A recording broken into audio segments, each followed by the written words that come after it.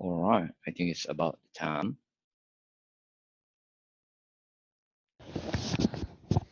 So, would like to introduce everybody first. John, you there? Good. I am here. All right. So, welcome everyone to the webinar session. I think would be the last one for this year from Acumatica. Today, together with John Trimmer, he's called direct from the Columbus, Ohio. Thanks very much, John, for joining today. We are really happy to have you here. It's my pleasure. Enjoy it. All right. So I will hand over to you, John, and then we get through for the new features that we have in this new version. All right. Sure. Not a problem. So good evening or good morning, I guess, on your side of the pond. So good morning, everyone. As Nadia said, my name is John Schlemmer. I'm the COO of Joss Systems. We're the ones that actually provide the Acumatica Manufacturing Edition. And so one of the things that I've been asked to do is kind of share some of the 2019 R2 enhancements that were done here in the past few months. So what I'm going to do, I've got a PowerPoint presentation that just kind of goes over each and every one of those from each of the enhancements that we've done, so you can understand where those are, what's been done. There's a little surprise at the end of some things that we're doing just due to some things that primarily have come out of the States but impact everybody on a global basis. And then when I get done with this, relatively short presentation, then I'll go into the software and pretty much just show you where all this stuff is. So one of the first things that we're going to talk about is enhancements, and I've broken this down by modules, if you will. So the first one we're going to talk about is the bill of material enhancements. And the very first one, we've had a lot of requests to do this, which was an indented bill of material costed report. So we've made a couple changes in 2019 R2 to how the multi-level bill of material report looks. So prior, you just went into it, you ran it, and it was basically what I would call an engineering bill of material report. It broke down based on the levels, and that was pretty much it. So one of the things that we've added is an option to where you can actually come in and select whether you want the engineering BOM, which is what the old one was, or you could select a costed BOM. So we'll talk a little bit and look at the cost of bill of material. I mean, this is just, I don't know how clear this is on a screen, but basically over on the bottom part of the screen, you can see the indentations, and we'll go into this in the software. And then you can see the cost based on each level. So one of the things, obviously one of the things you want to make sure is when you roll the cost, you want to make sure that you select a costed report. One of the other things that a lot of people have asked about is, instead of a single level bill of material look when you go into the bill of material, that they wanted to see what we've called a visual bill of material or a visual BOM. And what this does, it gives you a tree-like structure within the bill of material that you can go down through and select different levels and see everything within that level, as opposed to going to each individual BOM. So from here, you're going to be able to, click on a different level within the bill of material, and it'll instantly show on the right-hand side. The other thing that we've added is streamlining the outside processing. We had a lot of requests for this, and it worked in prior versions. In my view, it was a little clunky. It took a little bit of effort to do. It worked, but there were a lot of things that we've enhanced on this to streamline that process. So we've added a additional tab on both the bill of material and, as you'll see, on the production side, that allows you to set up things for outside processes. So on the outside processes tab, there will be a material associated with this. So the example I'm going to use is plating when we go to the software. And so I have a zinc plating that I'm going to process. But on the outside process tab, I have the capability to select what that outside process is. I can select whether I want to drop ship it to the vendor, and then I have the capability to choose my vendor and location. Now that's from a bill of materials standpoint. So from a planning standpoint, that's what you can do.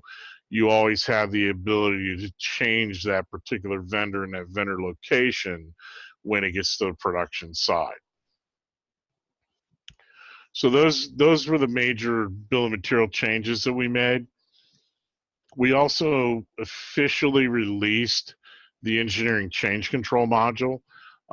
So it was available in 19R1 and for early adopters, and we did have quite a few people that took advantage of that. They gave us great feedback, and we've added some additional things to it for 19R2. And officially it was released in the 19R2 version. Now, one of the things that a lot of people asked for was a bill of material compare screen. This is not strictly for engineering change control. So if you actually have the standard Acumatica Manufacturing Edition, where you only have the bill of material, production, and MRP, the BOM compare screen is still there. So it's not something that you have to buy the engineering change control in order to get this. But what this allows you to do is you can actually compare different BOMs side by side as the screen shows, and then with the initiation of some of the color coding that Acumatica provided in 2019 R2, we've enhanced that with our BOM compare screen. So you can see that some of the differences are highlighted within these tree structures, where if it's yellow, it's kind of a warning. They're the same item with different values. If they're green, they're an exact match. And if they're red, then something has changed. So we'll definitely go in and look at this, and I'll show you a couple differences. It'll probably be within an engineering change standpoint, but you could look at a different bill of material revision as an example with another different revision on a different bill of material. We also added a capability to where you could merge multiple engineering change requests to a single engineering change order. So the concept here was, instead of having individual, I have 5 requests for a specific bill of material, then I don't want to have to go through this process time and time again. In that case, 5 times. So we can simplify this creation of engineering change orders that are approved through the approval process, to where now I can basically merge all of those into one single engineering change order. So within here, you can merge the multiple engineering change requests for the same bill. During the merge update, the most recent engineering change requests will be used if they're the same. And then once that's done, the engineering change request status will be changed to completed, and now the engineering change order ID will be displayed on the engineering change request. So those, along with announcing the engineering change control module, which basically what it does is you can have requests that are made to change the bill of material. Those changes have an approval process that they go through. Which typically goes from whoever makes the request to the engineering team. Engineering reviews that, and they approve or reject those. Once they're approved, it gets created into an engineering change order, at which point in time engineering makes those changes. That has an approval process, at which point in time then those can be committed. Now they can be, could be something where I made an engineering change request in November. and engineering says we're going to make this change as of January 1st, and that's what gets committed to the bills of materials. So, you do have, it's not something that instantaneously happens. It could, but you can also do this in the future. So some of the MRP enhancements that we made, we had a lot of customers that asked for some enhancements to the MRP side. These included adding the item class onto the MRP display screen, as well as exceptions by item class. So we've added those to those grids in order to where you can actually see those exceptions strictly by item class, or you can sort by those on the MRP display screen with the item class as well. We made a label change, pretty, simple thing, to where a lot of people were confused what a planning horizon was. We've renamed that to a demand time fence, from a forecasting standpoint. So that's a demand time fence instead of a planning horizon. We also added the capability, it's a little bit different. We always had the capability to generate a forecast by a customer, but now you can actually do that in an entire set of data, as opposed to selecting I want it for this one customer and that's all you see. So you could sort it by customer and it'll run through the entire generated forecast and it'll break that down by customer. So just kind of an example of what we've done. And again, I'll show this to you here in a few minutes, but we've added that item class to the exceptions. So we've got the item class over here in this particular section, and then over here within the MRP display. Same thing with the label change. Used to look like this with a planning horizon. We've basically just changed this to a demand time fence. Strictly a label change. The functionality really hasn't changed, but it makes it a little bit more clear as to what that meaning is. From a production standpoint, we've added this outside processing tab. So we talked a little bit about this a minute ago in the bill of materials side. The same thing obviously gets added on the production side. So if you look at the kind of the top screen on this, I've got an outside process on my third operation. And then I have down at the bottom, you can see the material, which is my AM zinc. And then on the right-hand side is the outside process tab. We add a few additional things to this as we do in production from bills of material. And what we add on this is when we looked at the bill of material, we had the general settings of outside process, drop ship to vendor, the vendor and the vendor location. But now we have the capability to create a purchase order directly from here. We've also got a process to where you can actually create those purchase orders directly from a drop down on the menu. And then on the right-hand side, you'll see the operation quantity, which is how many I need to produce, how many have been shipped, how many are remaining to be shipped, how many are at the vendor once I ship those, and then how many I've totally completed. So from an outside process standpoint, you can track what's at your vendor as well as what's been completed and everything else. Now, one of the little surprises, one of the things that transpired primarily in the US is one of the data collection providers for Acumatica decided to exit doing Acumatica data collection. Primarily, one of the reasons was because of the Acumatica WMS or the Acumatica data collection for distribution via the mobile app. So we have actually created the Acumatica manufacturing data collection. It's officially going to be released in March on the 2020 R1 release. So it'll be announced at the summit. You guys get a special sneak peek. But it will be available for 2019 R1, 2019 R2, as well as 2020 R1. And what we're doing with this is the material transactions that are inherent within the manufacturing on the production side.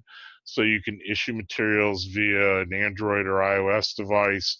So you can scan the production order, the operation, the material, lot and serial, as well as expiration dates, and everything that's inherent within that screen is going to be available on, well, it already is on the mobile app. The move transactions, very similar. I'm recording transactions, I'm recording production, and so you're going to be able to scan a production order, the operation, how many I completed, lot and serial numbering, reason codes, as well as scrap, and you can move it from operation to operation. Those two transactions are done. They actually went to beta. They're going to beta tomorrow, actually, with 2 customers, primarily here in the U.S. And the labor transactions is we're adding additional functionality to the production management within labor transactions to allow for people to clock in and clock out of production orders. So in essence, what you can do is you can go in and say, I'm working on this production order, this is who I am as an employee, and I'm starting. The system will pick that up from the system time, and now I can go work on that production order. When I get done, I'm basically going to do the exact same thing and say, this is a production order, this is the operation, this is who I am, and I'm done. And the system will then calculate the time that people worked on that employee worked on that particular production order. Now, one of the other things that people ask is, so that's a separate screen that's being created, and then that will flow into the mobile app as well. Now, the other thing that people asked, that have asked for is, currently in 2019 R2, we allow for setup time to basically be backflush. So it's going to use the standard cost off the operation. And we're going to make a change, and this is going to be strictly in 2020 R1 for the capability to record actual setup time. So you still have the plan, then the actual, you're going to be able to record actual setup time separate from labor and from direct and indirect labor time. We're also creating a production manager workbench. So think of this as I run through all these transactions, instead of automatically posting them, they're going to go to a process screen to where a supervisor has the capability to go through and make any adjustments and anything, changes or any of that kind of thing prior to releasing that and posting those to the jobs. Now, that'll probably be a configuration issue to where, you know, some people may want that, some people may not. So those are kind of in a snapshot the actual enhancements that have been made to 2019 R2 on the manufacturing side. So I'm going to go ahead and I'm going to, you know, log into my system here. If I get rid of that piece. All right. And now I got to change this and pick another screen, right? All right. Yes, you might need to share again one more time. Basically in between to the audience, so basically you can raise your question in the chat box there on the right corner, and then if you have any question, so you can use the Q&A button in the screen there. Thank you, John. No problem. Can you see this now, the login screen? Yes, absolutely. I can see. Right. All right. Good. Just wanted to make sure I was in the right screen. Okay. So one of the, so I'll just kind of go through these as, you know, just so you can see them on the screen. So what we talked about was within the bill of material, we talked about the changes that we made to the multi-level bill of material. So here's a little bit bigger. Let me make this just a smidge bigger so people can see it. So we've added the, you know, on the multi-level bill of material, we added the capability to do an engineering or a costed bill of material. So the engineering side is what has been in the system. and the costed if I select that, and I have the capability to look at different revisions if there are different revisions. And then when I go ahead and run that from a costed standpoint, this is going to come back and render based on each level what the unit cost is. Obviously, you can see the material from the prior level gets rolled up into the material here. And then I still have the capability to drill down from here into each different bill of material. So I've got the different, when the rolled cost goes up to that entire level.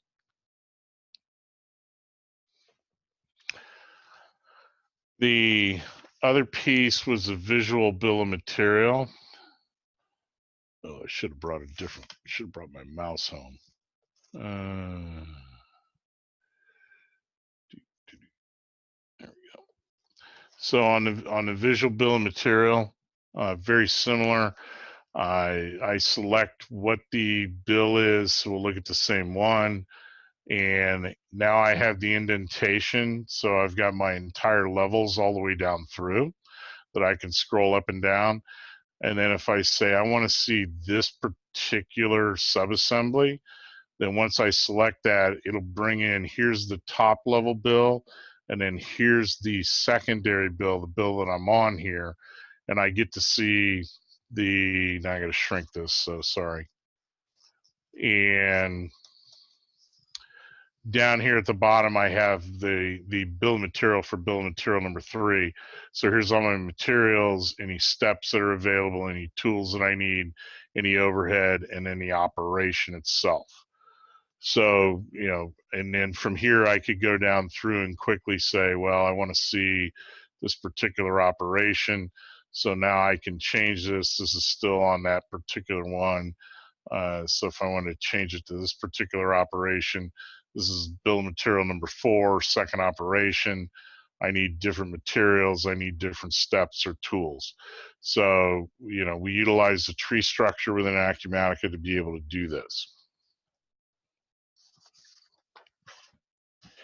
The outside processing tab.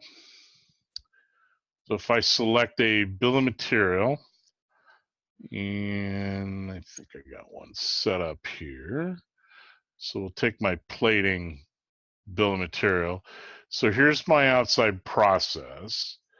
And from here, so this is a normal bill of material screen.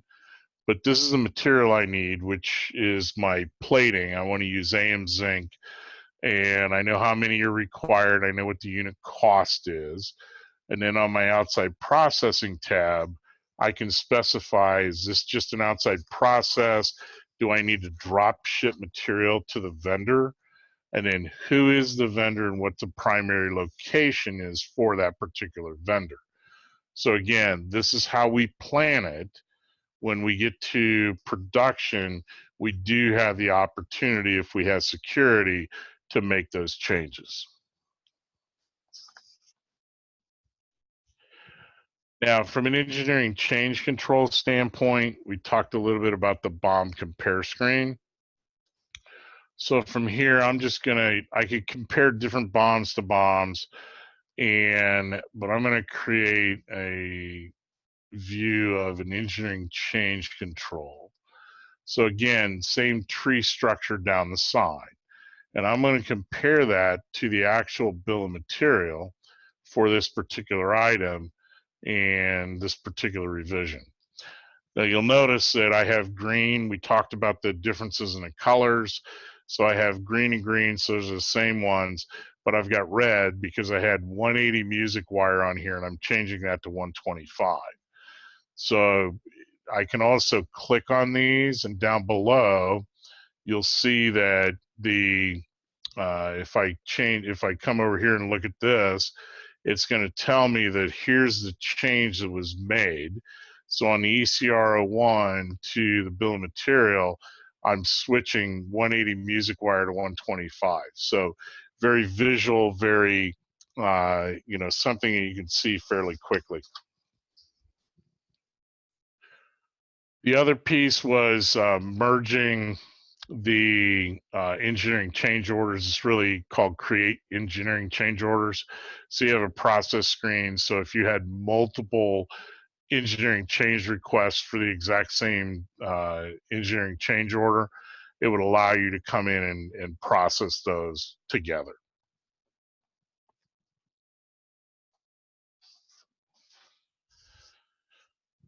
Now, from an MRP standpoint, so those are the things those were the enhancements that we made at some requests of the customers that, you know, we're looking that there were early adopters on the engineering change control module.